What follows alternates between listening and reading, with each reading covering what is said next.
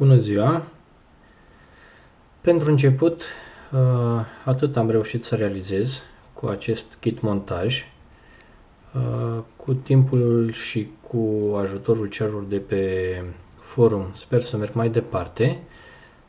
Acesta fiind doar un mic experiment, ulterior vreau să-l dezvolt pentru a-l introduce într-o altă pasiune de-a mea, navomodelismul, pentru un submarin ca și modalitate de recuperare, și anume acest leduleț să fie vizibil la suprafața carcasei navomodelului și împreună cu buzerul să formeze un tot unitar, așa cum au avioanele acel semnal de emisie pentru a fi recuperate, așa vreau să folosesc și acest montaj pentru un navomodelism.